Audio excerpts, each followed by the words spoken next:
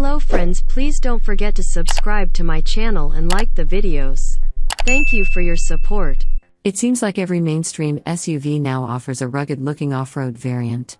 With its redesigned 2023 Pilot, Honda beefed up the Trail Sport trim, giving this version of the three-row crossover additional equipment to enhance its off-pavement capabilities. But what if you're not tackling trails? What if you're just shuttling kids around, hauling cargo, and taking road trips? Then you might choose the Honda Pilot Elite. We tested that model to see how the Normcore version differs from its tough guy sibling.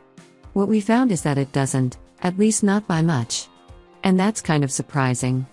Typically, we see that a mainstream model will beat the off-road specialist in several key areas, owing to more pavement-oriented tires and a more street-friendly suspension. We'd expect lower noise, better fuel economy, more cornering grip, and possibly a shorter braking distance. We saw some of these trends with the Ford Explorer Timberline and the Nissan Pathfinder Rock Creek as compared with their mainstream counterparts. But, with one major exception, results for the Pilot Trail Sport were not surpassed by those of the Pilot Elite. All Pilots use a 3.5-liter V6, which is heavily revised this year, switching from a single overhead cam setup to dual overhead cams, but sees only a token 5 horsepower increase to 285 horsepower. The naturally aspirated engine's peak 262 pounds-to-foot of torque arrives at 5,000 revolutions per minute, so you need to rev this V6 harder than most turbocharged engines. The Elite was 0.3 ticks behind the Trail Sport in both the sprint to 60 miles per hour, 7.2 seconds, and the quarter mile, 15.7 seconds at 90 miles per hour, and the Elite also ran 0.2 behind its brawnier sibling in the 50 to 70 mile per hour passing acceleration test. Moreover, all of these results are toward the back of the class when looking at rival three rows. This powertrain may not be an acceleration champ, but it need not make any apologies for its drivability, with silky tip-in. The smooth shifting transmission doesn't hesitate to shuffle through the 10 available forward ratios, keeping the engine from lugging up hills. All-wheel drive is standard on the Elite, as it is on the Trail Sport. All other trims come standard with front-wheel drive. According to the EPA, the Pilot Elite's 19 mile per gallon city rating is 1 mile per gallon better than the Trail Sports, and the 25 mile per gallon highway estimate is 2 miles per gallon better than the more off-road oriented model. We found the difference to be greater in our 75 mile per hour highway fuel economy test, however, where the Pilot Elite returned 27 miles per gallon to the Trail Sports' 22 miles per gallon. That's about where the Elite's superiority ended, though.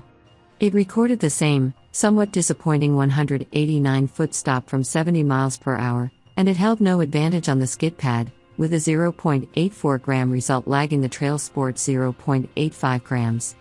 Granted, that cornering grip is good for this segment, as the all-wheel drive Pilot's rear axle can apportion torque from side to side to aid agility.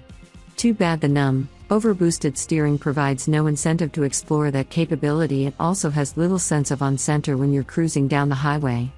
In such a scenario, you might engage Honda's standard lane keeping assist, which works well, even if it's twitchier than a smooth human driver would be.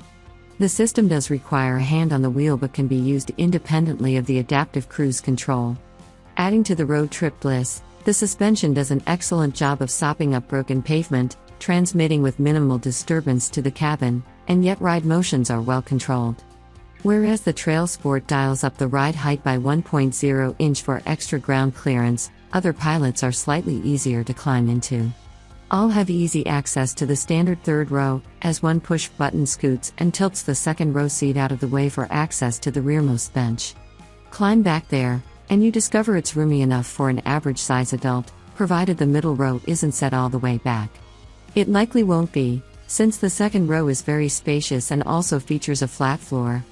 Though the 2023 Pilot is nearly 4 inches longer than its predecessor, it's still far from the biggest in its competitive set, and it certainly does not feel as massive from behind the wheel as, say, the Volkswagen Atlas with a Chevrolet Traverse.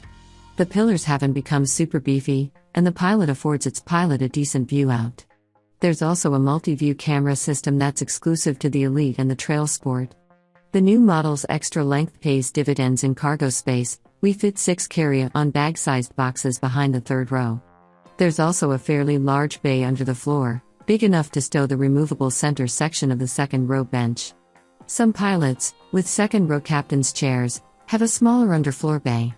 The driver enjoys a fairly straightforward interface, outside of the push-button shifting, which Honda has abandoned in the latest Accord, and we appreciate the physical climate controls. The 9.0-inch touchscreen infotainment system in the upper trims has wireless phone mirroring, although in our experience, Android Auto wouldn't always pair wirelessly. The head-up display is an Elite exclusive, as is the screen-based instrument cluster. Console stowage is fairly typical, though it's supplemented by a shelf in front of the front seat passenger. The $53,755 Elite is the very fanciest Pilot, and our test vehicle had no-cost two-tone brown and black leather. The design and materials are pleasant enough, but there's nothing here to worry the Hyundai Palisade calligraphy. So, it turns out that either Honda Pilot variant delivers much the same experience. The pavement-focused version has a material advantage in fuel economy over the off-road model, but that's about the extent of it. Choose your flight path accordingly.